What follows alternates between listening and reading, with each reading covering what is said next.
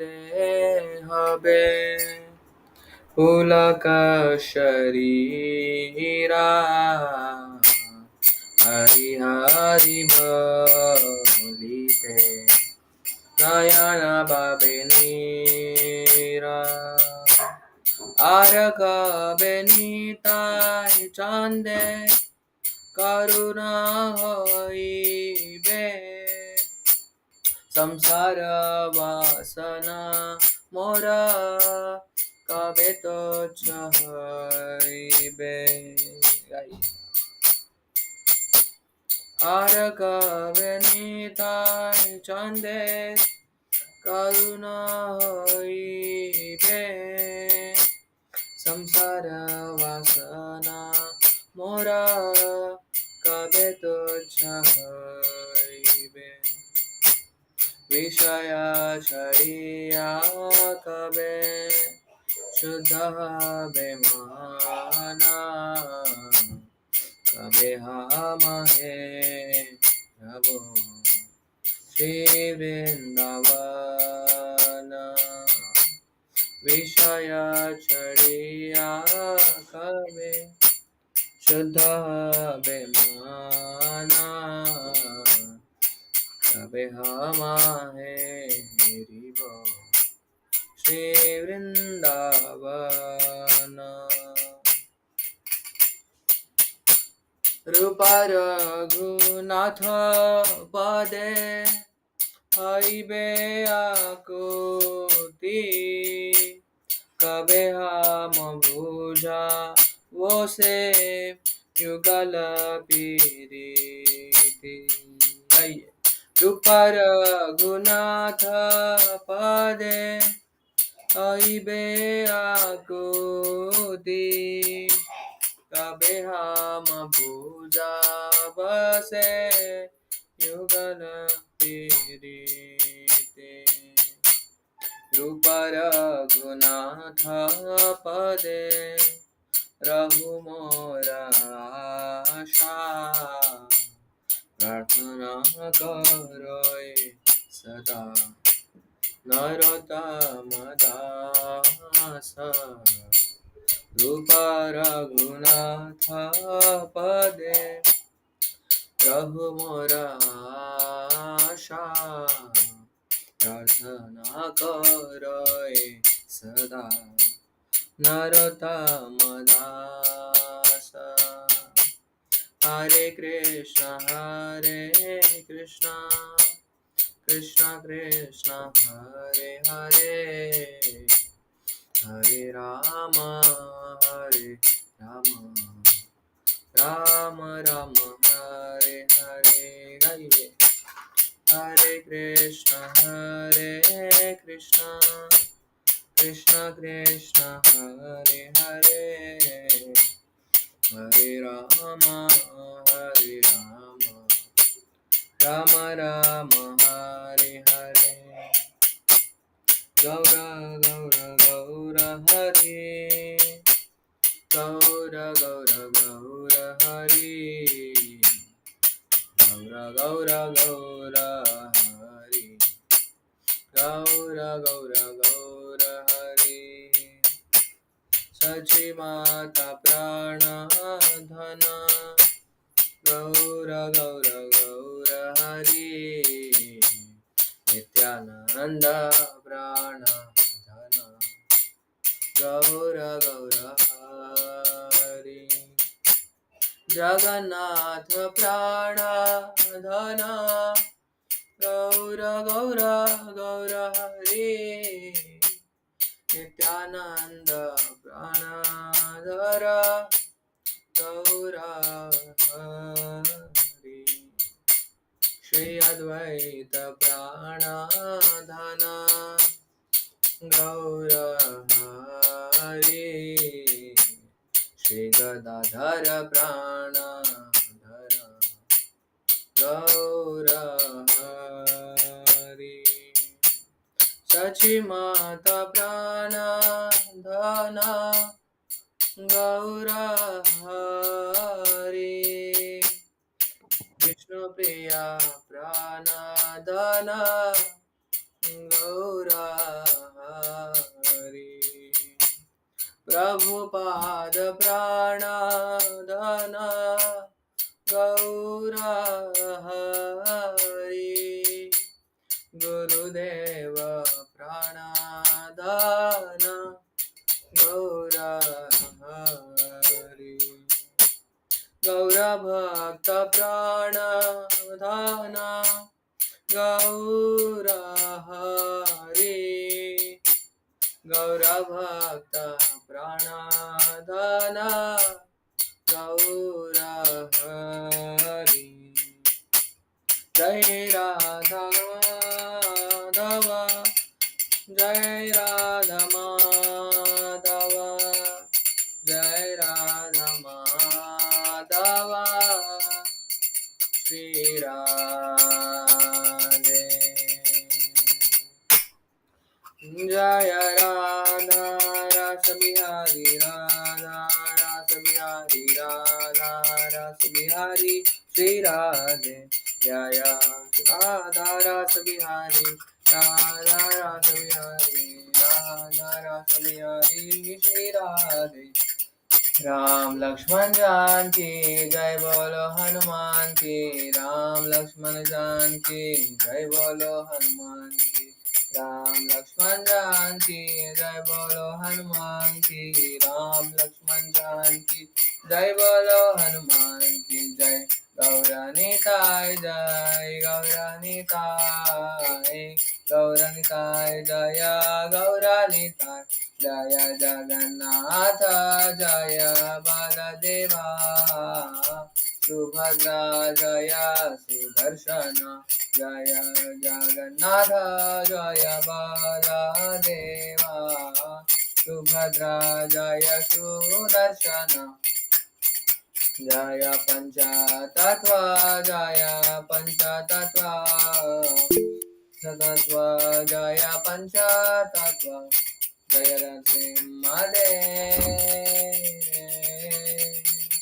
नरसिंहदेव जय नरसिंहदेव जय नरसिंहदेव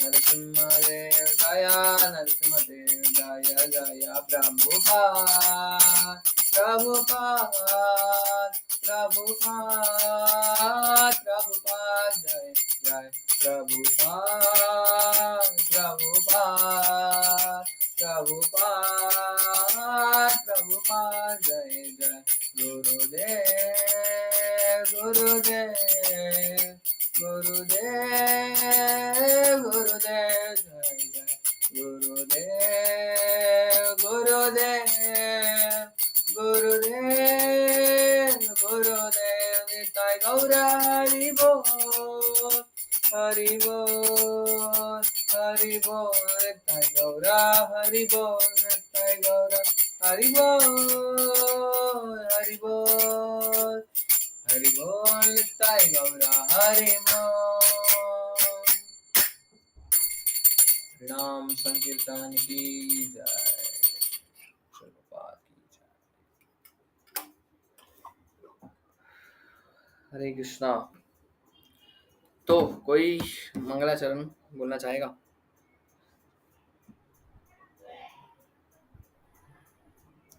किसी को मंगलाचरण की इच्छा है? ओके, स्टार्ट कीजिए माता। ॐ अज्ञानतिमिरान्धस्य ज्ञानाञ्जनशलाकया चक्षुरुन्मिलितं येन तस्मै श्रीगुरुवे नमः। श्रीचैतन्यमनोभीष्टं स्थापितं येन भूतले स्वयं रूपः कदा मह्यं ददाति स्वपदान्तिकं। वन्देऽहं श्रीगुरोः श्रीयुतपदकमलं श्रीगुरुन् वैष्णवांश्च श्रीरूपं साग्रजातं सहगणरघुनाथान्वितं तं सजीवनं साद्वैतं सावधूतं परिजनसहितं कृष्णचैतन्यदेवं श्रीराधा कृष्णपादान् सहगणललिता श्रीविशाखान्वितांश्च नमो विष्णुपादाय कृष्णप्रेष्ठाय भूतले श्रीमते भक्तिवेदान्त स्वामिने नमस्ते सरस्वती गौरवाणी प्रचारिणे निर्विशेष शून्यवादी पाश्चात्यदेशकारिणे नमो महावदान्याय कृष्णप्रेम प्रदायते कृष्णाय कृष्णचैतन्य नाम्ने गौरतुषे नमः। हे कृष्ण करुणा सिन्धो दीनबन्धो जगत्पते गोपेश गोपिका कान्त राधाकान्त नमोस्तुते। तप्तकाञ्चन गौराङ्गी राधे वृन्दावनेश्वरी वृषभानुसुते देवी प्रणमामि हरिप्रिये। वाञ्छाकल्पतरुभ्यश्च कृपा सिन्धुभ्येव च पतितानां पावनेभ्यो वैष्णवेभ्यो नमो नमः। जय श्री कृष्ण चैतन्य प्रभु नित्यानंद श्री अद्वैत गदाधर शिवासादि गौर भक्तवृंद। हरे कृष्णा कृष्ण कृष्णा हरे हरे हरे राम राम राम हरे हरे। हरे कृष्णा। दंडवत प्रणाम प्रभु।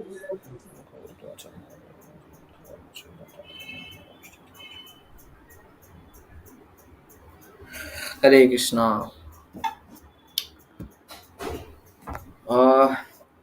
आप सभी भक्तों का स्वागत है आज के इस महाभारत सत्र में। हमारा शायद 22 या 23वां हमारा सत्र चल रहा है ये, और आज हम यहाँ तक पहुँचे हैं कि राजसूय यज्ञ तक पहुँच गए हैं हम अभी। ठीक है, तो पिछली बार का थोड़ा रिवीजन कर लेते। पिछली बार हमने ये देखा था कि कैसे नारद मुनि पधारते हैं, नारद मुनि की महिमा के बारे में हमने सुना, और यस, नारद मुनि की महिमा के बारे में हमने सुना।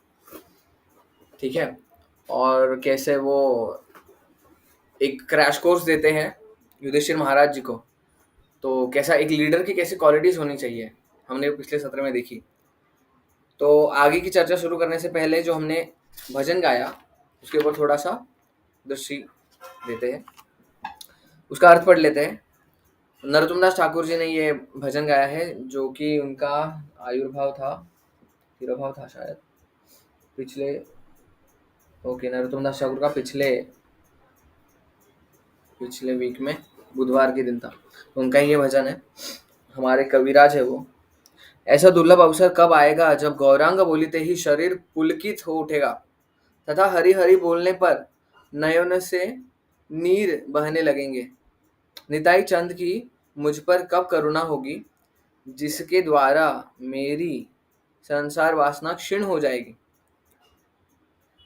सांसारिक विषयों को छोड़कर मेरा मन कब शुद्ध होगा, कब मैं श्री वृंदावन धाम का वास्तविक दर्शन कर पाऊंगा। बहुत ही महत्वपूर्ण बात। श्री रूप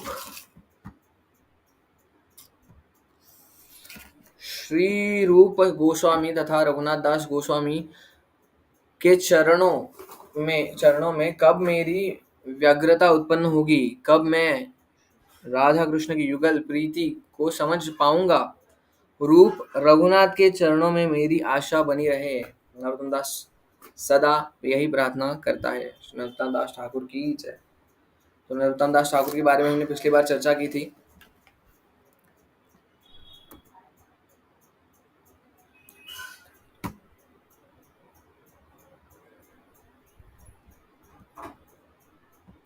तो नरोत्तम दास ठाकुर जी के बारे में हमने चर्चा की थी। वो इतने महान थे। उनके जो गुरु थे, उनका नाम था लोकनाथ दास गोस्वामी। वो महाप्रभु के शिष्य थे। तो उन्होंने प्रण लिया था कि मैं किसी को दीक्षा नहीं दूंगा। ये उनकी विनम्रता थी, किसी को दीक्षा नहीं दूंगा। लेकिन फिर भी इनका और इनके सपने में आए थे, नरोत्तम दास ठाकुर जी के सपने में आए थे कौन? महाप्रभु आए थे। उन्होंने बोला था कि आप वृंदावन जाओ, आप लोकनाथ गोस्वामी से दीक्षा लो। तो लोकनाथ गोस्वामी उनको दीक्षा नहीं दे रहे थे। तो वो बहुत प्रार्थना करते थे कि वो क्या करते थे पता है? जब शौच के लिए जाते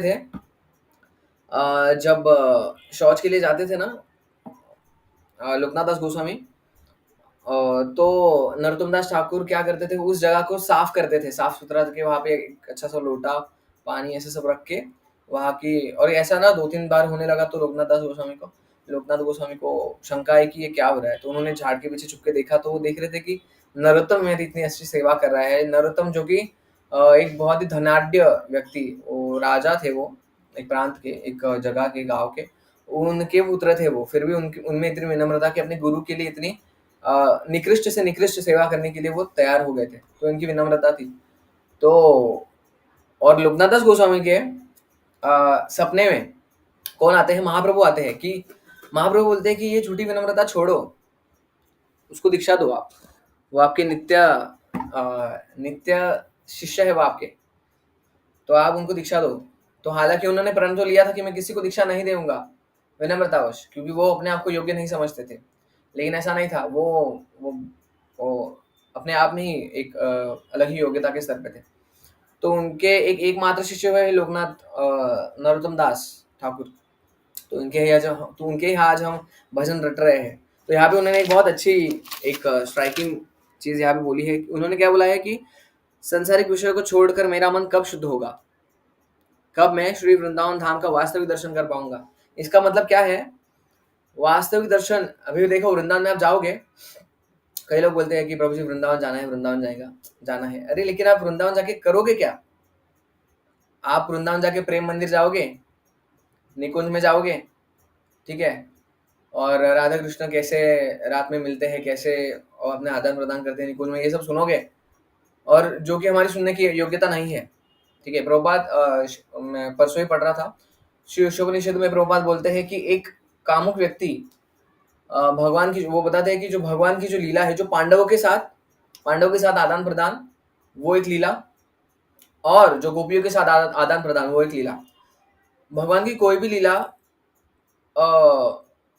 उनमें ऐसा भेद नहीं किया जा सकता। भगवान की सारी लीलाएं समान है, और एक रस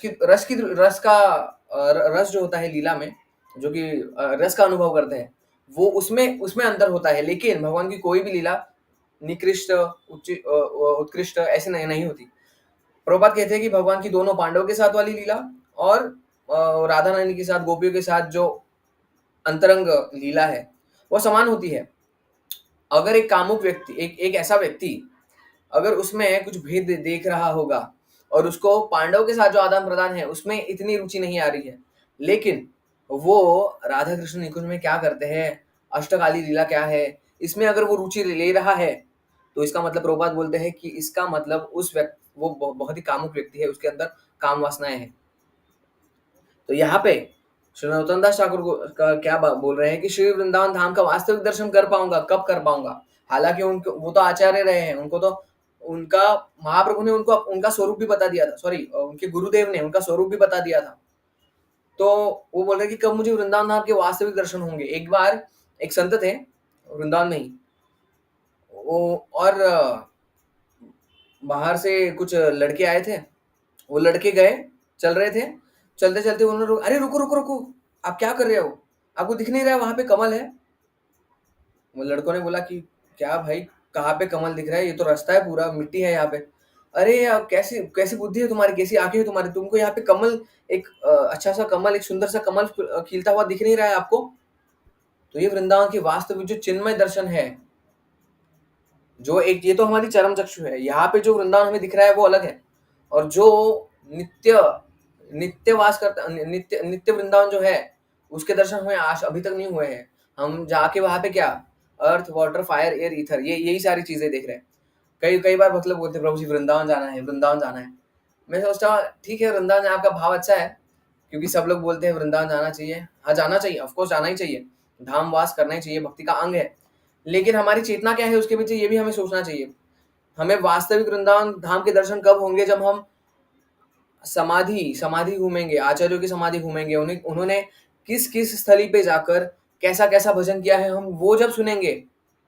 बल्कि हम निकुंज में जाके राधा कृष्ण कैसे लीला करते हैं, वो सुनने से उच्चतम क्या है, एक साधक के लिए वो जाए हर एक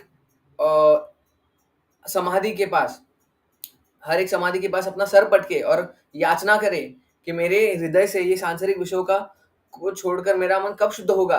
ये हम प्रार्थना करें उन आचार्यों के पास। ठीक है, तो ये हमें वास्तविक दर्शन वृंदावन के तब हो पाएंगे जब हमारा हृदय जो है पूरा मलिनता से धुल जाएगा, वहां मलिनता हमारी पूरी निकल जाएगी जब हमारे हृदय से, तब हम वास्तविक दर्शन कर पाएंगे वृंदावन के। नहीं तो प्रभु जी वृंदावन जाना है, वृंदावन जाना है, वृंदावन जाना है। श्रवण कुछ किया नहीं है वृंदावन के बारे में, श्रवण में इंटरेस्ट नहीं है हमें प्रभु जी, हमें बस वृंदावन जाना है। वृंदावन में जाके क्या क्या करेंगे? बस वृंदावन जाके वो थके हारे हुए रहते हैं। प्रभु जी नहीं, मंगल आरती के लिए नहीं उठेंगे प्रभु जी हम लोग, प्लीज प्रभु जी, मंगल आरती के लिए नहीं उठेंगे हम लोग। हम लोग वहां पे जाएंगे, पड़े रहेंगे, आलू टिक्की खाएंगे, बांके बिहारी लाल की जय, उसके सामने जो लस्सी है, लस्सी गज्जक रबड़ी वो सब खाएंगे जी, हो गया, हमें वृंदावन धाम का दर्शन हो गया। तो जहाँ पे ये पिकनिक पिकनिक स्पॉट नहीं है वृंदावन, पहली बात तो, ठीक है। तो समझना चाहिए हमारे महान महान आचार्यों ने वहां पे जाके भजन किया है, वो भजन की स्थली है, वो भोजन की स्थली नहीं है, ठीक है। तो ये इसको भी विराम देंगे, महाभारत कथा को हमारी हम आगे बढ़ाएंगे। तो हमने पिछली बार देखा कि किस तरह नारद मुनि आते हैं, उपदेश देते हैं, उनसे वो बोलते हैं कि आपके पिताजी ने इच्छा व्यक्त की है कि राजसूय यज्ञ करना है, तो आपका कहाँ तक तैयारी हुआ है, आप तैयारी करना चालू करो। उसके बाद युधिष्ठिर महाराज प्रश्न पूछते हैं कि आपने मुझे बहुत अच्छे प्रश्न पूछे, मेरी बुद्धि खुल गई है इससे। तो मेरे मेरे कुछ 4 प्रश्न है, क्या आप उसका समाधान करेंगे? देखिए युधिष्ठिर महाराज यहाँ पे बहुत ही विनम्रता से उनसे प्रश्न पूछ रहे हैं। कई बार भक्तों का ऐसा भाव रहता है कि अभी देखता हूँ मैं इनको, ये व्यक्ति को आ रहा है कि नहीं। मतलब भगवान गीता में बताते हैं, तद्विधि प्रणिपातेन परिप्रश्नेन सेवया उपदेश्यन्ति ते ज्ञानं ज्ञानिनस्तत्त्वदर्शिनः। तद्विधि प्रणिपातेन, प्रणिपात प्रणाम निवेदन करके, याचना करके गुरु से सवाल पूछो, उसकी सेवा करो। परिप्रश्नेन सेवया, प्रश्न पूछना भी ये क्या है? सेवा है। भगवान गीता में बताते हैं प्रश्न पूछना ये क्या है? सेवा है, ठीक है। तो हमें प्रश्न भी विनीत भाव से पूछना चाहिए। कई बार क्या होता है, प्रचार करते समय बाहर हमें लोग मिलते हैं, बहुत ही आर्गुमेंट की दृष्टि से, आर्गुमेंट होता है उनके, जो अहंकार होता है प्रश्न पूछने में।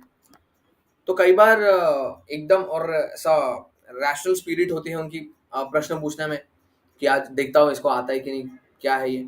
तो ये अपराध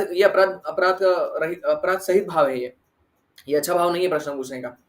तो प्रश्न कैसा पूछना चाहिए? जैसे युधिष्ठिर महाराज यहाँ पे पूछ रहे हैं विनीत भाव से, तद्विधि प्रणिपातेन परिप्रश्नेन सेवया। और ये जब हम प्रश्न पूछते हैं किसी को, तो ये जिसे हम प्रश्न पूछ रहे हैं उसकी सेवा, उसकी हम सेवा कर रहे हैं।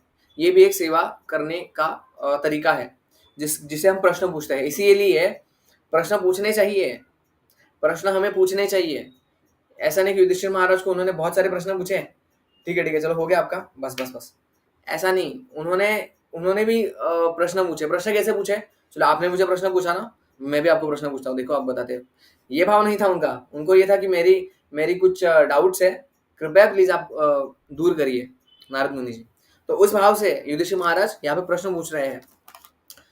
उन्होंने प्रश्न पूछा कि शास्त्र, ज्ञान, धन और पत्नी, ये जब अपना फल देते हैं तो किस रूप में फल देते हैं?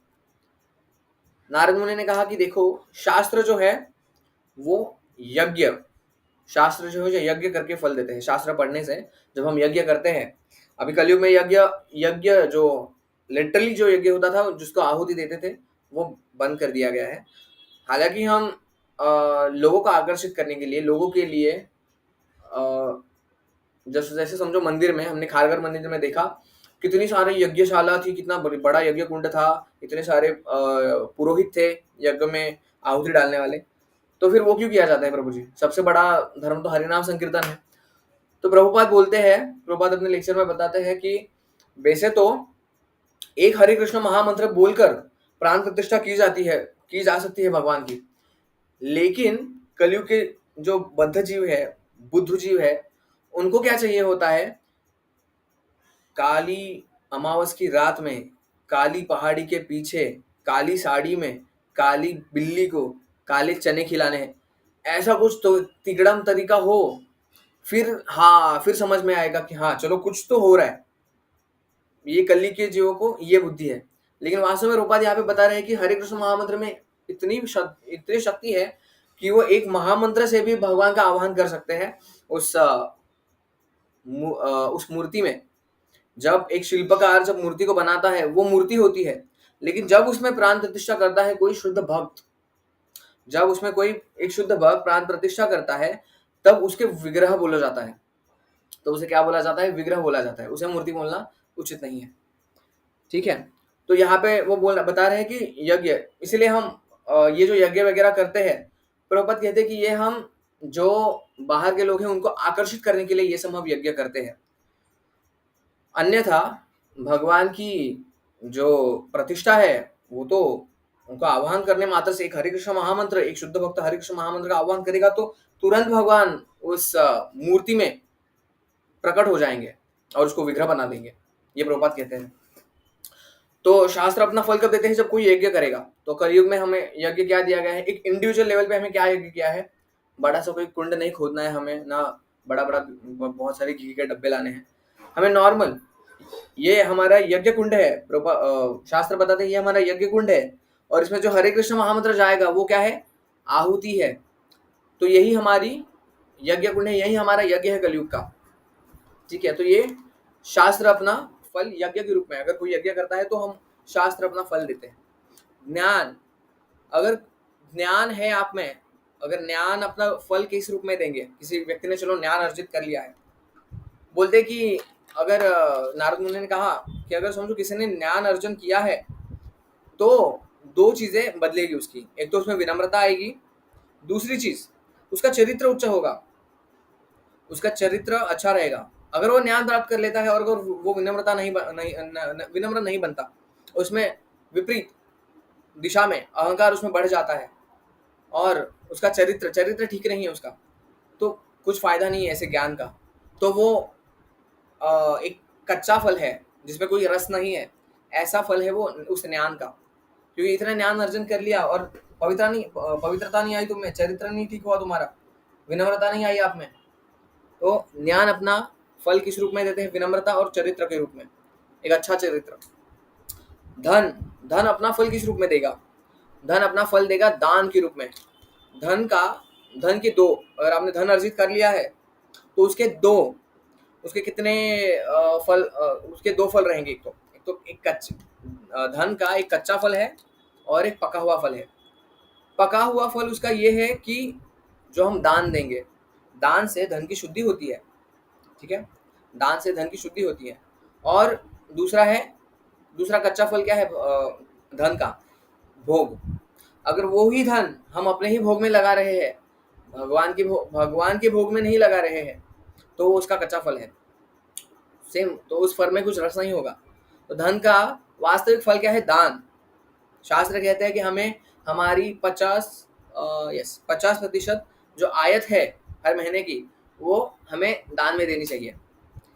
उतना हम नहीं दे सकते, लेकिन एक निश्चित एक संख्या, एक नियमित एक संख्या रखनी चाहिए कि हाँ इतना इतना मैं मेरे धन का हर महीने जो मेरा धन है उसमें जो मुझे आयत आएगी, तो उस धन की उसकी खुद की शुद्धिकरण के लिए मैं वो थोड़ा सा प्रतिशत, 1% हो, 2% हो, 5% हो, मैं उस धन को मैं भगवान की सेवा में लगाऊंगा। और ये लगाना ही चाहिए। इससे क्या होता है? भगवान को आपके धन की जरूरत नहीं है, भगवान की आपकी धन की जरूरत नहीं है, हमें जरूरत है धन की शुद्धि होने की। बहुत सारे लोग बहुत बड़ा बड़ा पैकेज होता है उनका, 50,000, 1 लाख, 1.5 लाख, लेकिन मन के एंड में वो बोलते हैं कि यार आज ये महीने में पैसे टिके नहीं। क्यों टिके? क्योंकि लक्ष्मी ये नारायण की सेविका है, लक्ष्मी ये पत्नी है नारायण की। अगर ऐसा व्यक्ति बस लक्ष्मी मैया और गणपति बापा को उसने रखा है, तो एक बार राधे श्याम प्रभु एक व्यक्ति की दुकान में गए थे, उन्होंने बोला कि आपने सिर्फ यहाँ पे, उनका थोड़ा साउथ इंडियन एक्सेंट है, बोलते कि आपने इधर सिर्फ लक्ष्मी मैया और गणेश जी को रखा है, ऐसा क्यों? नारायण को क्यों नहीं रखा है? बोलते कि जी हम नारायण को नहीं पूछते, हम लक्ष्मी को और गणपति जी को पूछते। अच्छा, नारायण में पूछते। आपको पता है शास्त्र में बहुत सारे ऐसे लोग हैं जो सिर्फ लक्ष्मी को लेकर भाग गए थे, नारायण नहीं चाहिए थे उनको। तो वो कौन थे? रावण थे। और रावण का अंत में क्या हुआ? रावण का नारायण ने अंत ही कर दिया, रावण का अंत में राम जी ने। तो अगले दिन से उन्होंने नारायण का लक्ष्मी नारायण का फोटो रखा उन्होंने। तो हमें समझना चाहिए, हमें हमें हमारा जो धन है वो नारायण की सेवा में लगाना चाहिए, और वहीं पे लक्ष्मी टिकेगी। नहीं तो वो चंचला है, वो नहीं टिकेगी लक्ष्मी। तो आगे पत्नी, पत्नी अगर है किसी की, तो वो किस रूप में फल देगी? तो यहाँ पे नारद मुनि बताते हैं बच्चा, बच्चे के रूप में वो फल देगी। एक धार्मिक बच्चा, वर्ण संकर नहीं। वर्ण संकर आपको पता, अच्छा वर्ण संकर मैंने बहुत बार बताया है। कौन बता सकता है वर्ण संकर क्या है? अब मेरी अब बहुत तीव्र अपेक्षा है कि कोई तो बोले वर्ण संकर क्या होता है। यस, राधा माता जी। हरे कृष्णा प्रभु जी। जैसे कि मैं क्षत्रिय हूँ, मैंने ब्राह्मण से शादी कर लिया, तो हमारा जो बच्चा होगा उसको बताते। वर्ण संकर? हाँ। नहीं नहीं माता जी। ओके, आपकी ये अंडरस्टैंडिंग है। आपने कहाँ से सुना ये? ये जो अनुरुद्धाचार्य कथा बाजते हैं, उनका सुनी हूँ, फिर जया माता जी से भी सुनी हूँ। वर्ण संकर का अर्थ क्या है पता है? जब ऐसा समझो ऐसी महिला, अनम्यूट कर देता हूँ। अगर ऐसी महिला, अगर वो उसका चरित्र ठीक नहीं है, ठीक है, और ऐसा पुरुष जिसने पवित्रता का पालन नहीं किया है, स्त्री ने पवित्रता का पालन नहीं किया है, तो अगर ऐसी स्त्री से अगर वो बच्चा प्राप्त करता है, एक संतान प्राप्त करता है, तो वो वर्ण संकर कहा जाता है। फिर ऐसे जो व्यक्ति है, जैसे हम बहुत बार सुनते हैं कि बहुत बहुत इंटेलिजेंट था वो व्यक्ति, बहुत इंटेलिजेंट था, लेकिन उसने क्या है, बॉम्ब बना रहा है वो। तो ऐसे व्यक्ति ना माइंड से विम्सिकल होते हैं, उनमें कोई उनमें नैतिकता तो होती ही नहीं है, ना उनमें पवित्रता होती है, बस उनमें ज्ञान होता है, लेकिन उनमें वैल्यूज नहीं होती। वैल्यूज नहीं होती, वैल्यूज मतलब उनमें जो अ, उम, जो एक नैतिक शिक्षा होती है, वो एक स्पिरिचुअल कंटेंट होता है, वो उनमें नहीं रहता। तो उनको बोलते हैं वर्ण संकर, जो कि भगवत गीता में अर्जुन बताते हैं कि वर्ण संकर स्त्रियां दूषित हो जाएंगी, स्त्रियां कलुषित हो जाएंगी, फिर उनसे वर्ण संकर उत्पन्न होंगे। मतलब ये जो उत्पात मचाएंगे संतान, ऐसी संतानें उत्पन्न होगी। तो इसका मतलब है वर्ण संकर। अगर पत्नी अगर फल देती, तो ये माता जी वर्ण संकर का मतलब हुआ। ठीक है, तो पत्नी अगर अब फल देगी तो वो संतान के रूप में फल देगी, जो कि धार्मिक संतान हो। ठीक है, और आगे वो, तो आगे चलकर क्या होता है कि युधिष्ठिर महाराज बहुत कंप्लीट महसूस करते हैं वो प्रश्नों के उत्तर सुन के। तो आगे वो बताते हैं कि हम आपको हमारा महल कैसा लगा, ये तो मैंने आपको बताया। आपको महल कैसा लगा? तो उन्होंने बोला हाँ आपका महल तो बहुत ही बढ़िया है, लेकिन इंद्र के सामने ये मिट्टी का ढेले से ऊपर कुछ नहीं है। इंद्र का थोड़ा सा अहंकार आ रहा है, तो उन्होंने बोला कि इनका थोड़ा सा अहंकार कम करना पड़ेगा। तो उन्होंने बोला कि हाँ ये बहुत ही, पृथ्वी पे तो ऐसा बिल्कुल महल हो नहीं सकता, लेकिन इंद्र के महल के सामने ये मिट्टी के ढेले से ऊपर कुछ नहीं है। तो ऐसा उन्होंने कहा। तो आगे वो बताते हैं कि लेकिन आपके जो जो पिता है वो यमदेव के यमराज के यहाँ पे है, नरक में नहीं, यमपुरी नामक जो उनका किंगडम है यमराज जी का, वहां पे है। तो उन्होंने मुझे बोला है कि आप अगर राजस्व यज्ञ करेंगे तो आप यमराज जी के महल से वो उनको इंद्र के महल में जाने के लिए मिलेगा। और सबसे बेहतरीन जो महल है, उन्होंने बोला वो किसका है? उन्होंने बोला कि वो ब्रह्मा जी का है। उन्होंने बोला कि ब्रह्मा जी के महल में ऐसी साधारण एंट्री नहीं कर सकते। ब्रह्मा जी के महल में एंट्री करने के लिए मुझे भी 1000 साल तपस्या करनी पड़ती है। नारद मुनि कह रहे हैं यहाँ पे, तो हमारी तो बात ही मत पूछो। तो आगे जाकर वो बोलते हैं कि ठीक है। वो बताते हैं कि देखो ऐसे ऐसे राजा हुए हैं पूर्व काल में, तो उन्होंने ऐसे ऐसे राजस्व यज्ञ किया है, उन्होंने इतना पुण्य अर्जित किया है, तो आपको भी राजस्व यज्ञ करना चाहिए। तो बोलते हैं कि ठीक है, राजस्व यज्ञ हम करेंगे। तो बोलती कि अगर राजस्व यज्ञ होने वाला है, ठीक है, तो राजस्व यज्ञ होने वाला है, तो इसके लिए हमें बहुत ही जो श्रेष्ठ है इस मानव समाज में अभी, उन्हें आमंत्रित करना चाहिए। तो वो कौन है? वो है स्वयं भगवान। तो वो क्या करते हैं, भगवान को इन्विटेशन देते हैं, न्योता भेजते हैं कि फिर भगवान वहां पे पधारते हैं। देखिए, जब शुद्ध भक्त जब भगवान का आह्वान करते तो भगवान को आना ही पड़ता था। मुझे पहले डाउट हुआ करता था कि पहले ऐसा डाउट हुआ करता था कि ठीक है, भगवान बोलते हैं ना कि भगवान विग्रह में साक्षात उपस्थित है, तो मैं सोचता था कि हाँ ठीक है, इतनी श्रद्धा नहीं थी, लेकिन हाँ, गुरु ने बोला है, शास्त्रों ने बोला है, तो हमें वरिष्ठ वरिष्ठ भक्तों ने बोला है तो हमें मानना ही चाहिए। लेकिन इतनी श्रद्धा नहीं थी कि मूर्तिमान जो अगर हमारे सामने वो संगमरमर के जो कृष्ण खड़े हैं, क्या वो वास्तव में कृष्ण है, इतनी श्रद्धा श्रद्धा मुझे नहीं थी, अभी भी नहीं है। लेकिन एक विश्वास आ गया है, तो मैंने, लेकिन श्रद्धा श्रद्धा मात्र जरूर थी। तो इसका फल क्या हुआ, मुझे एक वरिष्ठ भक्त से सुनने मिला। उन्होंने क्या बोला कि जैसे अद्वैत आचार्य ने क्या किया था, शालिग्राम शिला लेके उन्होंने उनको बस तुलसी पत्र अर्पण करते थे, और चैतन्य चरितामृत में वर्णन है, कृष्णदास कविराज गोस्वामी कहते हैं कि जोर जोर से हुंकार करते थे अद्वैत आचार्य। और ऐसा कहा जाता है, कृष्णदास कविराज गोस्वामी बोलते हैं कि जो नाड़ा हुंकार, एक प्यार है वो, तो नाड़ा हुंकार, नाड़ा मतलब अद्वैत आचार्य, नाड़ा की हुंकार, जो नाड़ा की हुंकार जो है ना, वो यहाँ से लेके क्षीर सागर तक पहुंच गई, मतलब, और वो ऐसा बोलते हैं कि पूरा ब्रह्मांड भेद कर चली गई नाड़ा की हुंकार। और महाप्रभु जब आने के बाद महाप्रभु बोलते हैं, महाप्रभु का प्यार है ये, महाप्रभु बोलते हैं कि मेरे कानों में अभी तक वो हुंकार गूंज रही है। किसकी हुंकार? नाड़ा की हुंकार। तो वहां पे प्रभु जी ने बताया कि जब शुद्ध भक्त बुलाते हैं ना, कितने भी धीरे आवाज रहे, अगर शुद्ध भक्त वास्तव में वो शुद्ध भक्त है और वो भगवान का आह्वान करते हैं, तो भगवान को आना ही पड़ता है।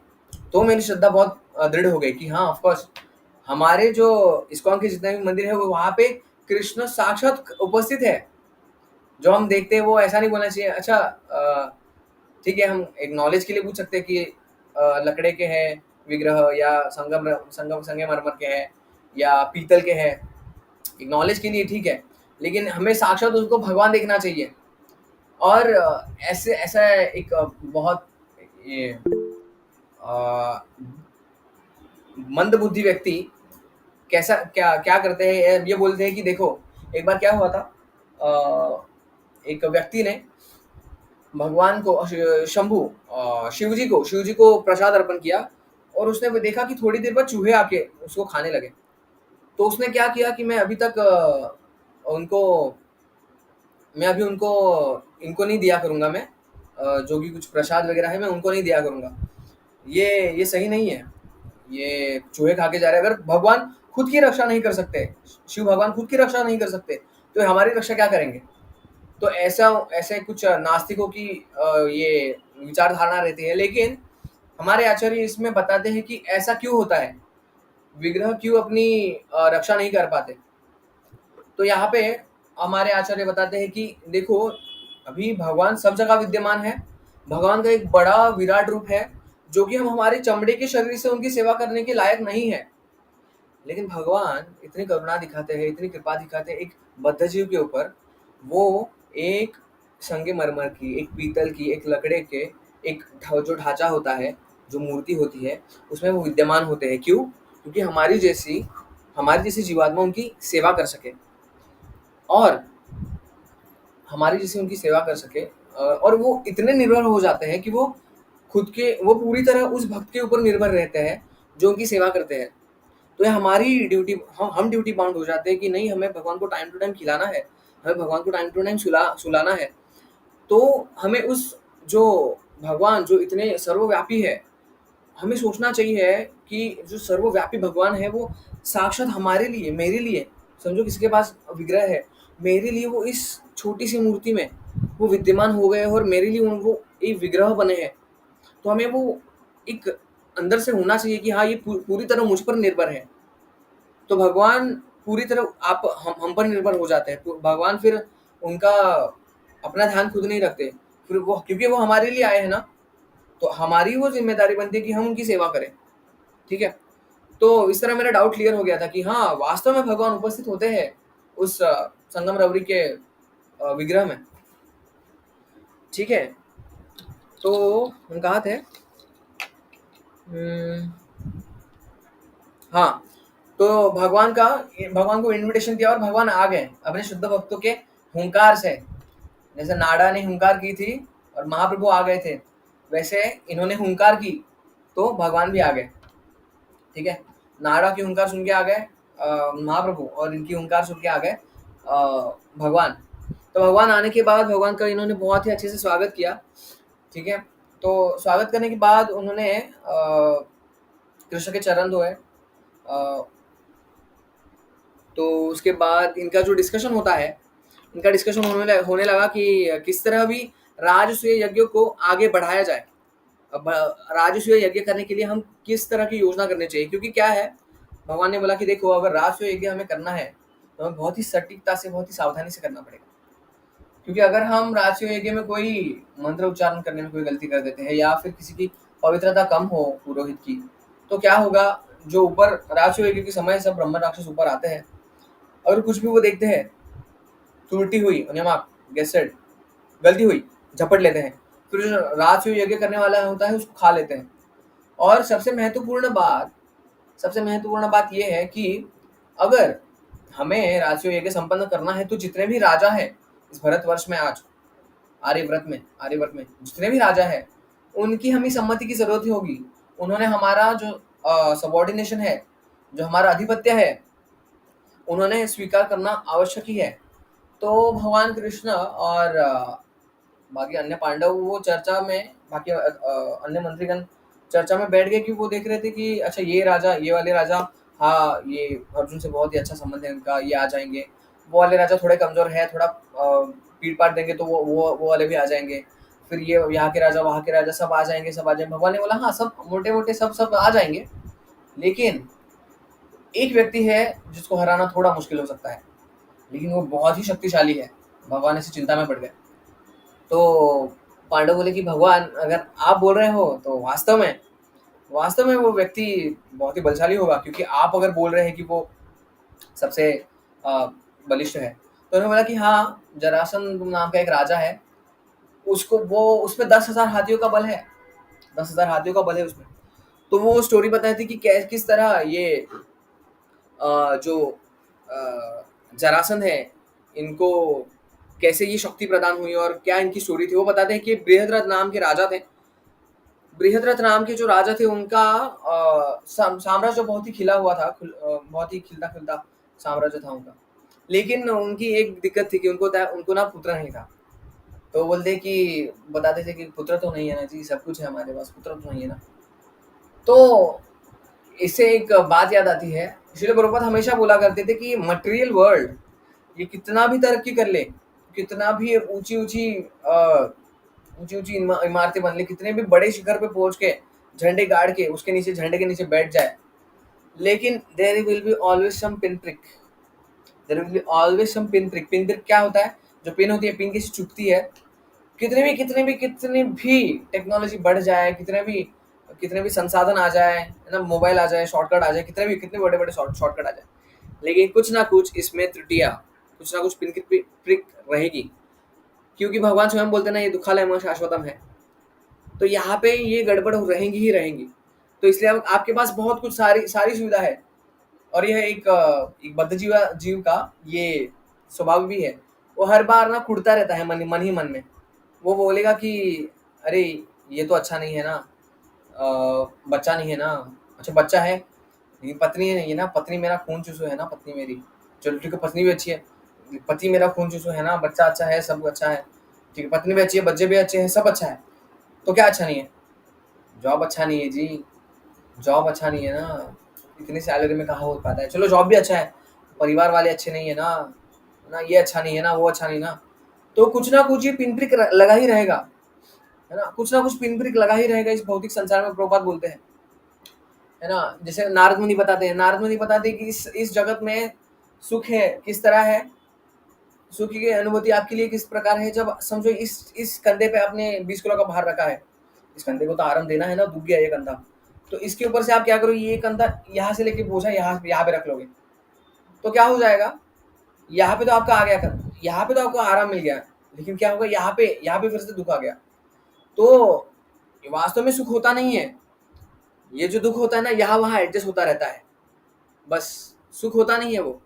और एक बद्ध जीवात्मा क्या समझता बैठता है, वो समझता है कि दुख की अनुपस्थिति को वो सुख मानता है। आई रिपीट, दुख की अनुपस्थिति को वो क्या मानता है? सुख। समझे आप? समझे? दुख की अनुपस्थिति को सुख मानता है वो। सुख नहीं है, उसको दुख है। वो दुख से वो रिलीफ मिल गया उसको। चलो अभी दुख नहीं है मेरे पास, हाँ मैं अभी सुखी हूँ। अरे नहीं बेटा, सुख भगवान के धाम में है। सुख भगवान के धाम में है, वहां पे जाके हमें वास्तव सुख मिलने वाला है। राधा कृष्ण की, राधा कृष्ण प्राण मोरा युगला किशोर,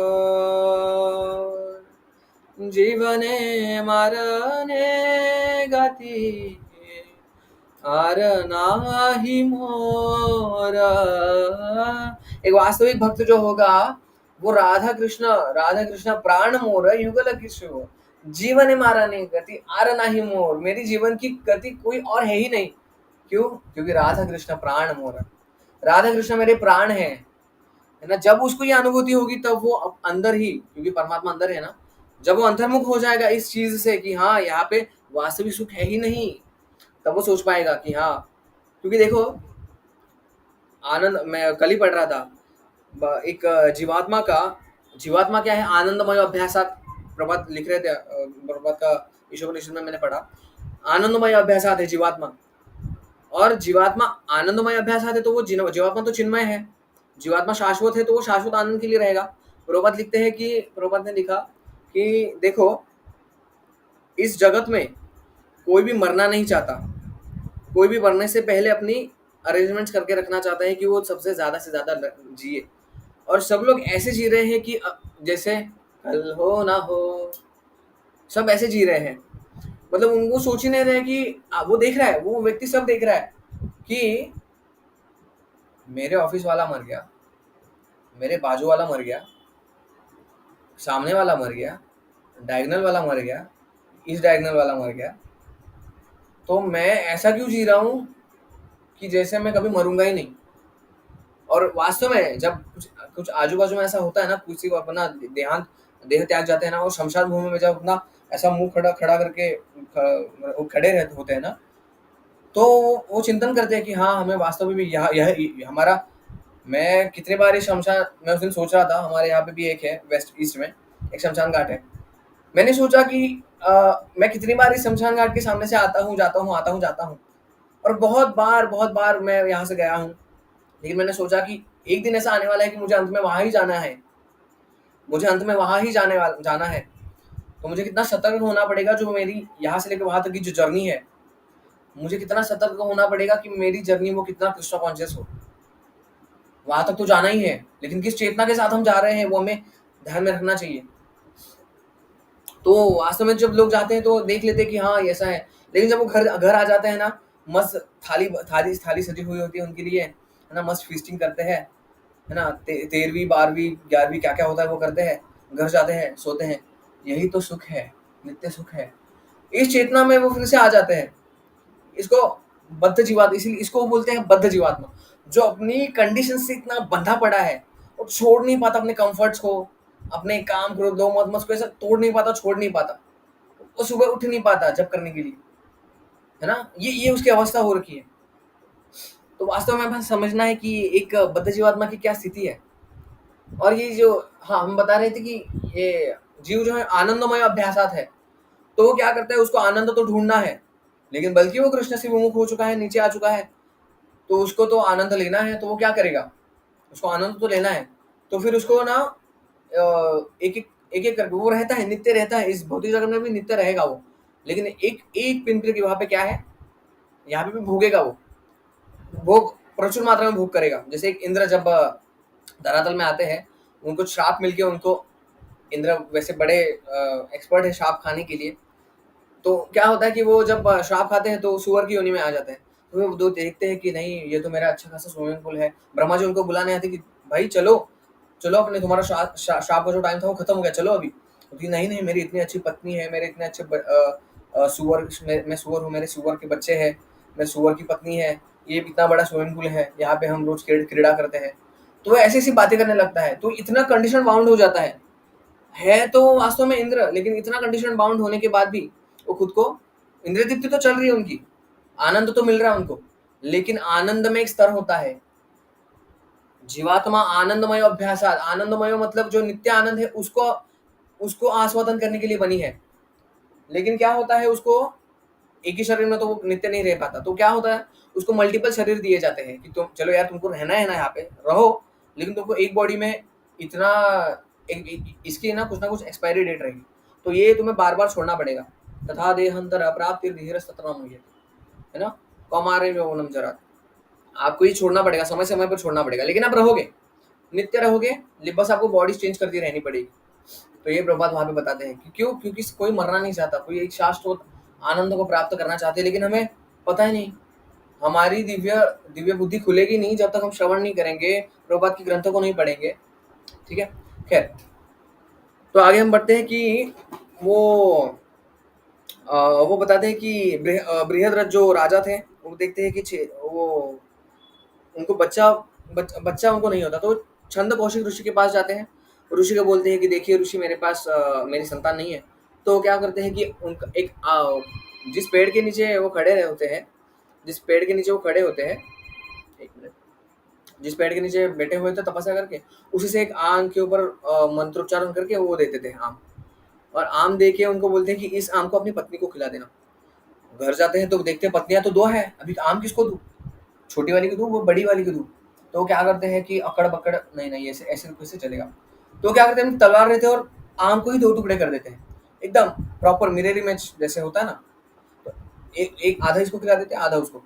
और जब बच्चा पैदा होता है, बच्चा एकदम डिट्टो जेरोक्स कॉपी, आधा यहाँ से पैदा हो, एक इस रानी को पैदा होता है और आधा उस रानी को पैदा होता है। तो देखते हो कि यार ये तो लेग पीस में हो गया इसका पूरा, मतलब डिट्टो, जितनी आँख, जैसे पराठे को ऐसा चित कर देना हम लोग, तो कैसे सेम उसके शेप निकलेंगे वैसा। तो बोलते कि अरे लास्ट चांस था हमारे पास, वो भी हमने गवा दिया, तो फेंक देते हैं उसको जंगल में। तो वहां से जरा नाम की राक्षसी गुजरती है। जरा नाम की राक्षसी देखती है कि अरे ये तो रेडीमेड लेग पीस है, ये तो इसको तो अवश्य खाना चाहिए। लेकिन वो खाने जब जाती है, वो बोलती है कि अरे इसको खाने में ऐसे मजा नहीं आएगा, जब तो कोई तड़पता नहीं है, जब तो कोई आह नहीं आती उसके हृदय से, तब तक उसको खाने में मजा नहीं आएगा, आसुरी भाव। तो वो क्या करती है, जड़ी बूटियां लेके उसको ना जोड़ देती है। जैसे वो जोड़ती है तो वो जीवित हो जाता है वो बच्चा, और वो रोने लगता है व्या व्या करके।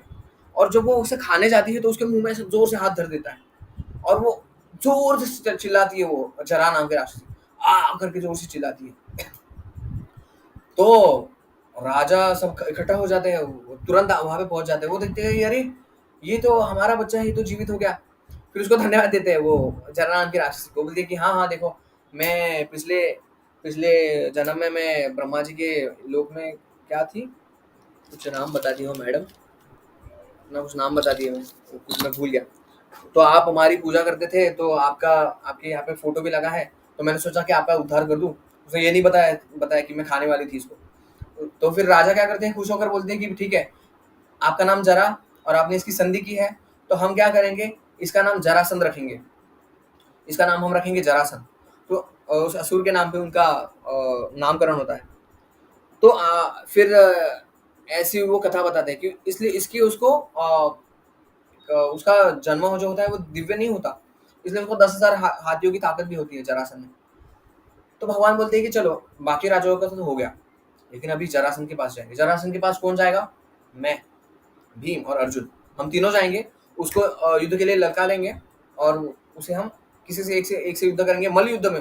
उसको मल्ल युद्ध का बहुत ही अच्छा शौक है। तो हम क्या करेंगे, मल्ल युद्ध में उसको चुनौती देंगे, मल्ल युद्ध में हम उसको चुनौती देंगे और उसको हराएंगे। तो क्या करते हैं कि मल्ल युद्ध में जाते हैं, तो वहां पे ना एक चैत्य पर्वत होता है। तो ये जो जरासंध की जो जनता है ना, वो हर बार उस पर्वत की पूजा करती है, अगरबत्ती घुमाती है उसके पर्वत की चोटी पे। तो ये लोग क्या करते हैं, कृष्णा अर्जुन भीम ब्राह्मण का वेश धारण कर लेते हैं, मालाएं डाल लेते हैं ब्राह्मण जैसे, और जो चैत्य पर्वत का जो कोना होता है, जो शिखर होता है, उसको भी तोड़ देते हैं। वो शिखर पे बत्ती घुमा दिया, अरे अभी बत्ती किसको घुमाए, तो चैत्य पर्वत का जो सिरा था वही वही निकल गया, अभी बत्ती किसको घुमाएंगे। और देखते हो तो वो तीन तीन ब्राह्मण ऐसे चलते हुए आते हैं, और दो गेट होते हैं, एक गेट होता है इसका, राजा के लिए आने के लिए गेट होता है, और दूसरा गेट होता है सामान्य जनता के लिए। तो वो क्या करते हैं, जो राजा का मतलब जरासंध का जो गेट होता है उसको बहुत ही तोड़ पीट पाट के आते हैं और अंदर घुसते हैं। और अंदर घुसने के बाद वो नॉर्मल एंट्री नहीं करते। अभी ब्राह्मण है तो सतोगुण होगा, सतोगुण होगा तो वो प्रजा जहाँ से आती है वहां से एंट्री करेंगे। लेकिन वो ऐसे आते, जरासंध देखते हैं, जरासंध उनको जैसे मैंने पिछले 2 सत्र के में बताया था आपको कि जरासंध सबको, नित्यानंद प्रभु की जब हम महिमा सुन रहे थे, हमने क्या बताया था कि 5 चीजें होती है क्या, भगवान, भगवान के विस्तार, भगवान के अवतार, भगवान के भक्त, भगवान की शक्ति, भगवान के भक्त, 5 चीजों की हमें हमें आधार पकड़ना चाहिए इन 5 चीजों का। तो इन 5 चीजों में से एक का सम्मान नहीं करता था जरासंध, जो कि भगवान का। बाकी ब्राह्मण, वैष्णव, इनका सबका आदर करता था, लेकिन भगवान का सम्मान नहीं करता था। तो जब वो आता है तो वो देखता है कि प्रणाम करता है, पहले देखता है ब्राह्मण है, और आगे आके देखता है तो उनके सुडौल शरीर, भगवान की ऐसी ब्रॉड चेस्ट देखते तो भीम का ऐसा विशाल काय, भीम ऐसे विशाल काय थे बहुत, एक नॉर्मल ह्यूमन एंटिटी नहीं थे, बहुत बड़े होते थे भीम। तो देखते थे कि ये आप ब्राह्मण के वेश में हो, लेकिन आप ब्राह्मण तो नहीं दिख रहे, आप क्षत्रिय लग रहे हैं। तो बोलते हैं कि आप कृष्ण बोलते हैं कि देखो चलो हम वास्तव में आपको बता देते हैं, हम ब्राह्मण नहीं है, हम क्षत्रिय है, मैं कृष्ण हूँ आपका नित्य बैरी। तो और ये अर्जुन है और भीम है। अच्छा ब्राह्मण, तो या आप ब्राह्मण के वेश में आए हैं तो मैं आपको हानि पहुंचा तो नहीं सकता, तो आपको क्या चाहिए बताइए।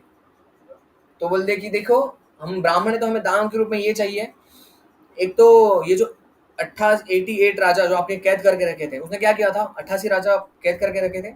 वो क्या करता था, 88 ये जब 100 राजा कंप्लीट हो जाएंगे तब वो शिव जी को प्रसन्न करने के लिए बलि देने वाला था।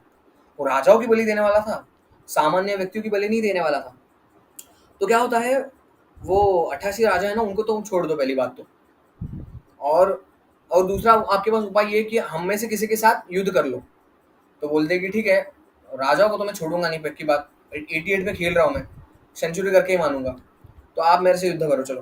तो बोलते कि ठीक है, किसी तीनों में से एक को चुन लो। बोलते कि अरे ग्वाले, तेरे से क्या युद्ध करूंगा मैं, तेरे से युद्ध नहीं करूंगा, तू तो ऐसे मसल के तुझे मार दूंगा मैं।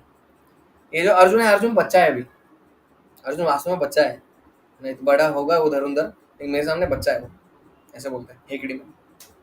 और फिर आते भीम, ये भीम, तुम तीनों में कोई एक जो ठीक ठाक है, ठीक ठाक, ठीक ठाक, हाँ एकदम वैसा भी नहीं चुन रहा हूँ, मतलब ठीक ठाक जो है वो भीम है, तो भीम को भेज दो। तो यहाँ पे एक चीज समझने जैसी है। अभी ये जो समय वैसे समाप्त हो चुका है, मैं आज ये प्रसंग खत्म करना था, तो 5 मिनट ज़्यादा लेंगे हम, अगर आपकी अनुमति हो तो। तो क्या होता है कि देखिए अभी भगवान स्वयं उपस्थित है, लेकिन फिर भी इसकी जड़ बुद्धि से समझ नहीं पा रहे जरासंध, जरासंध समझ नहीं पा रहे कि ये कौन है। भगवान गीता में बताते हैं, नमाम दुष्कृति नो मूढ़ा प्रपद्यन्ते नराधमा मायया प्रहित ज्ञानम आसुरम देहम आश्रिता। नमाम दुष्ट नो मूढ़ा, ये दुष्ट व्यक्ति मुझे शरण नहीं आते कभी, नमाम दुष्ट नो मूढ़ा प्रपद्यन्ते नराधमा माया प्रतीतम ज्ञानम, माया के द्वारा इनका ज्ञान हर लिया जाता है और वो मुझे शरण नहीं आते, है ना। और भी भगवान गीता में बताते हैं, भगवद गीता की 7.25 में भगवान बताते हैं, नाहम प्रकाश सर्वस्य योग माया समावृतम लो लोको मामचमव्ययम, नाहम प्रकाश सर्वस्य योग माया समावृतम नाहम प्रकाश सर्वस्य योग माया समावृता मूढ़यम ना अभिजानाति लोको मामजम अव्ययम। भगवान बोलते हैं कि नाहम प्रकाश सर्वस्य, मैं सबको दिखता नहीं हूँ, है ना। देखो ये 2 श्लोक जो इसमें मैंने बोले, इसमें दोनों में माया का उच्चारण किया जा रहा है। तो वो क्या बोल रहे हैं भगवान, नाहम प्रकाश सर्वस्य योग माया समावृत, मैं सबके सामने विद्यमान नहीं होता, योग माया समावृत। जैसे हम भगवान को देखेंगे, इसमें भगवान की मूर्ति देखेंगे, भगवान की विग्रह देखेंगे, तो हमारी जड़ मोती क्या बोलेगी कि ये तो संगमरमर है, इसमें भगवान विद्यमान नहीं है। तो यहाँ पे ये क्लॉज लागू होता है, जैसे भगवान बोलते हैं, नाहम प्रकाश सर्वस्य योग माया समावृत, मेरी योग माया के द्वारा मैं ढक लिया जाता हूँ, और मूढ़यम ना अभिजानाति, मूढ़ व्यक्ति, मूर्ख व्यक्ति मुझे नहीं जान पाता। लोको माम अजमव्ययम, कि मैं अजन्मा हूँ, मैं मैं मैं साधारण व्यक्ति नहीं हूँ, मैं अजन्मा हूँ। मैं बीजम माम सर्वभूतानाम विद्धि पार्थ सनातनम, मैं सारे जीवात्माओं का बीज हूँ, है ना। बीजम माम सर्वभूतानाम विद्धि पार्थ सनातनम, भगवान गीता में बताते हैं। और एक होती ये योग माया हो गई, नाम प्रकाश सर्वस्य योग माया समावृत। और दूसरी माया कौन सी?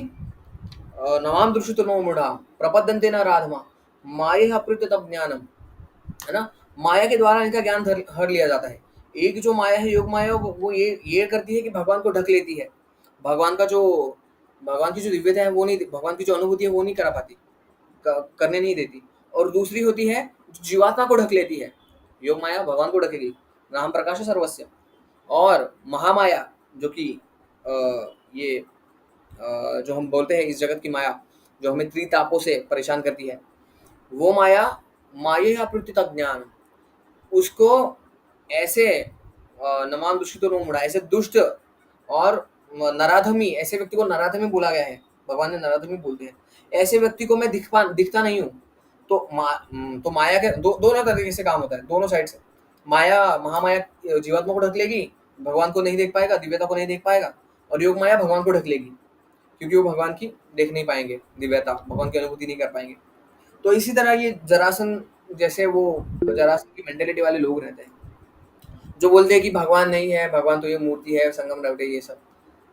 भगवान स्वयं सामने होकर भी वो जरासन देख नहीं पा रहा था कि वो भगवान है ना। ठीक है, तो आगे आगे क्या होता है? आगे अभी इनका युद्ध होगा, जो कि हम अगले सत्र में देखेंगे। विद्या चलो अभी हम 2 मिनट में विराम समाप्त कर लेंगे इस कथा को। क्या होता है इनका, भीम का और इसका युद्ध चलता है। तो भीम का और इनका युद्ध जब चलता है तो 14 दिन तक इनका युद्ध चलता है। 14 दिन तक 14 दिन तक उनका युद्ध चलता है। तो 14 दिन तक उनका युद्ध चलता है।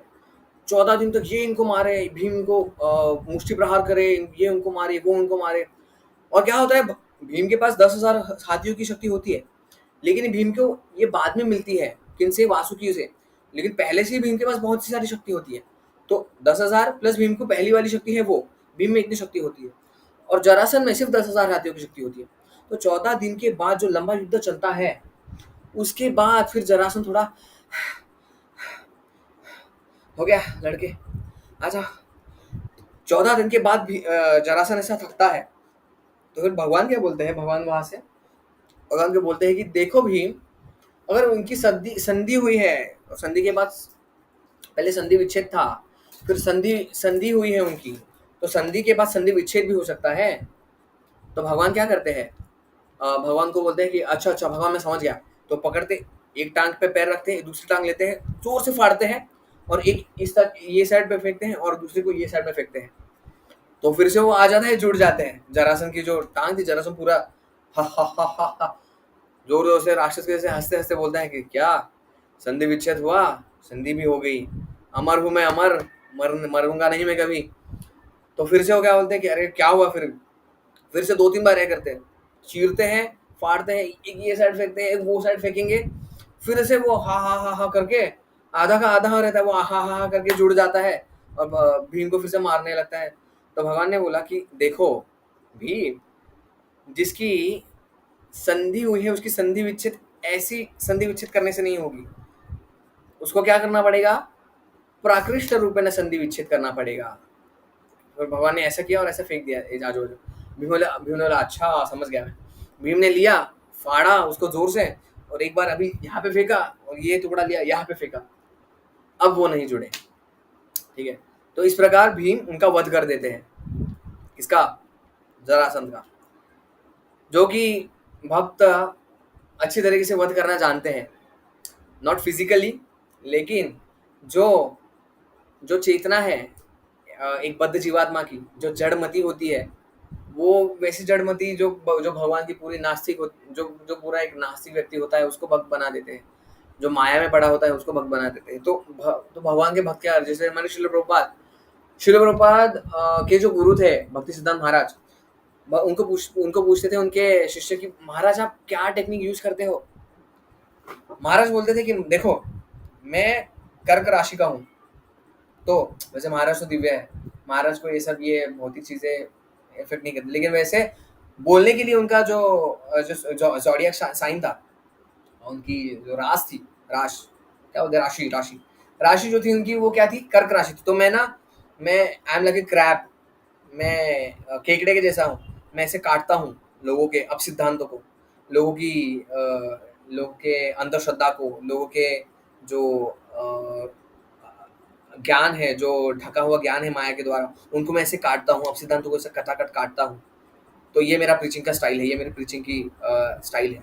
तो ऐसे भक्ति सिद्धांत महाराज बोला करते थे। तो उनकी पद चिन्ह पे चलने वाले हमारे श्रील प्रभुपाद की आप बुक्स पढ़िए, आपकी बुद्धि खिल जाएगी, खुल जाएगी पूरी बुद्धि। तो ये हमारे आचार्य हैं, जो कि हमारे जैसे जरासंध का वध किया ना, जैसे भीम भी एक महान भक्त है, जैसे भीम ने कैसे वध किया, वैसे प्रभुपाद ने हमारा वैसा वध तो नहीं किया है, लेकिन प्रभुपाद ने हमारी जो मटेरियल वर्ल्ड था, हमारा जो मटेरियल, जो हम इस माया में एकदम घुसे पड़े थे, माया के गोद में हम खेल रहे थे, है ना। एक तो होता है ना कि माया से युद्ध चालू है प्रभु जी हमारा, ठीक है, और दूसरे होते हैं कि दूसरे लोग, बाहर के जो लोग जो माया में ऑलरेडी मजे कर रहे हैं, वो है ना, अभी मूवीज देखने जाएंगे, है ना, पार्टीज करेंगे, सैटरडे पार्टी क्या गाने हैं ना बहुत सारे, party Saturday party till till late night, ऐसा कुछ है, गाने हैं सब। तो वैसे लोग करेंगे। माया बोलती है अरे ये तो ऑलरेडी मेरी गोद में खिल रहे हैं, मैं उनको खिला रही हूँ गोद में। जो मेरे सामने तलवार ताने खड़े हैं वो कौन है, भगवान के भक्त, क्योंकि वो माया से, अभी आप लेक्चर में आए हैं, आप क्या करें, आपका क्या चालू है, माया से युद्ध चालू है। कई सारी माताएं हैं यहाँ पे, वो चाहे तो सास बहू की सीरियल देख सकती थी चटकारे वाली, लेकिन वो छोड़ के वो यहाँ पे भगवान के पास आई है, भगवान की कथाओं के पास आई है, सुनने के लिए आई है ना। तो ये प्रभुपाद की प्रीचिंग है, ये प्रभुपाद का प्रभाव है, प्रभुपाद के शिष्यों का प्रभाव है। उन्होंने क्या कर दिया, हमारी जो मटेरियल लाइफ थी ना, उसको पूरा उन्होंने उनको पूरा दो टुकड़े करके यहाँ वहाँ फेंक दिया है। अभी हम ये चीज छोड़ नहीं सकते। अब हम छोड़ने भी जाएंगे ना तो हम जी नहीं पाएंगे। आप पहले तो समझो, ट्राई कर लो, समझो आप बहुत दिन से मूवी नहीं देखी, एक गंदी सी हो गई तो मूवी देख लो, आपको इतना रिग्रेट होगा, यार मैंने क्या कर लिया, मैंने इतना मनुष्य जीवन का इतना जो इतना सीमित समय है, उसमें भी मुझे इतनी बड़ी कृपा मिली है भक्तों से, भगवान से, उसमें भी मैंने 2 घंटे इसमें वेस्ट कर दिए मूवी देखने के लिए, है ना। तो आपको बहुत रिग्रेट होगा। गंदी मूवी, अच्छी मूवी होगी तो ऑफकोर्स देख सकते हैं, जैसे छावा मूवी आप देख सकते हैं, रिकमेंडेड नहीं है, लेकिन अगर देखना ही है तो हमारे संभाजी महाराज, मैं सोच रहा था कि संभाजी महाराज जो शिवाजी महाराज के पुत्र हैं, उन्होंने कितना सहा है, उनके आंखों में जलते हुए सलिया घुसा दी, उनके नाखून निकाल दिए गए। औरंगजेब लास्ट में बोलता है कि काश मेरी ऐसी औलाद होती शिवा जैसी, मैं शिवा से जलता हूँ। मैं सोच रहा था कि उन्होंने जो चरण पकड़ के रखा थे स्वराज्य के जो उन्होंने चरण पकड़ के रखे थे, जो कि टॉप मोस्ट नहीं है टॉप मोस्ट है, लेकिन भक्ति के ऊपर नहीं है। भक्ति ऑफ कोर्स ये सारे जो मटेरियल चीजें हैं उनके ऊपर ही है, भक्ति इन सारी चीजों में नहीं आती, लेकिन एक हायर स्टैंडर्ड को संभाजी महाराज ने पकड़ के रखा था। उनकी कितनी दृढ़ता थी उस स्वराज को लेकर। मैं सोच रहा था कि हम क्यों ऐसा नहीं कर पाते, हम क्यों, जो कि टॉप मोस्ट है सिद्धांत, भक्ति का सिद्धांत टॉप मोस्ट है स्वराज के सिद्धांत से भी। महाराज की इतनी डेडिकेशन थी, महाराज संभाजी राजे महाराज उन्होंने पकड़ के रखा था उनके चरणों को, स्वराज के चरणों को। और हमारे जैसे जीवात्मा, हमें इतनी बोनाफाइड परंपरा मिली है, इतने अच्छे भक्त मिले हैं, हमारा इतने साधु संग मिला है, लेकिन फिर भी हम कृष्ण की शरण, हम भक्तों की शरण, द्रौपद की शरण इतनी तीव्रता से क्यों नहीं पकड़ पा रहे। हम में आजकल के जो कलयुग में ना पवित्रता भंग हो रही है, पवित्रता कम हो रही है, डेडिकेशन कम हो रहा है, लॉयल्टी कम हो रही है, लॉयल्टी नहीं है, हमें लॉयल्टी कम हो रही है इस कलयुग में।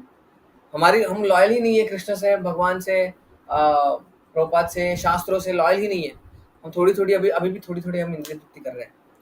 खैर, तो ये मैं फर्क देख रहा था कि कितने महान जीवात्मा हो गए, क्योंकि उनके टाइम में ना फोन नहीं था। पहली बात तो वो एक निश्चित है अपने स्वराज, यस, शंभू राजे, यस, संभाजी राजे, यस, स्वराज। हमारा क्या चाहिए, यस, भक्ति, कृष्ण भक्त, यस, ये सारी चीजें चाहिए, शास्त्र श्रवण, कीर्तन, स्मरण, वंदन, ये सारी चीजें हमें चाहिए। ठीक है, हरे कृष्णा। 12 मिनट आपके मैंने ज्यादा लिए, माफ कीजिए। किसी का कोई प्रश्न है? एक अंतिम प्रश्न ले सकते हैं। तद्विद्धि प्रणिपातेन परिप्रश्नेन सेवया उपदिशन्ति ते ज्ञानम ज्ञानिनस्तत्त्वदर्शिनः। ज्ञानी व्यक्ति प्रश्न पूछेगा, पूछिए ज्ञानी व्यक्ति प्रश्न। ठीक है, कोई प्रश्न नहीं रहेगा तो हम यहाँ पे विराम दे सकते हैं। ओके, हरे कृष्ण। वाञ्छाकल्पतरुभ्यश्च कृपासिन्धुभ्यश्च चित्तानां पावनेभ्यो नमः नाम चाद्दाश्रम गो प्रमुदेहि।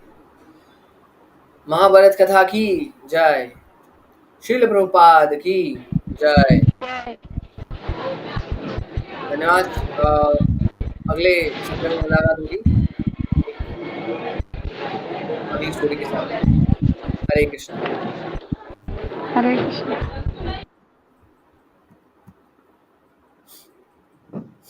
हरे कृष्णा। हरे कृष्ण।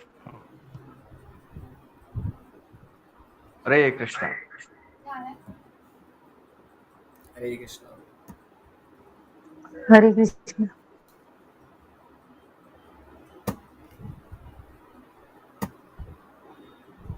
काका आता जॉईन झाले।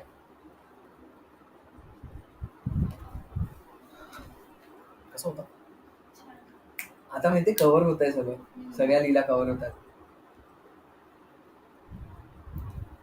हे एवढ्या कॉर्नरला बांधलंस, शिवणार कसं त्याला आता? निघत जाईल इकडे.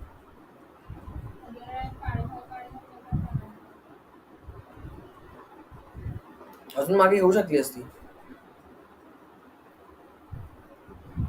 Very good. मी निघतो पटकन, जीवनकडे जायचंय गाडी दाखवायला.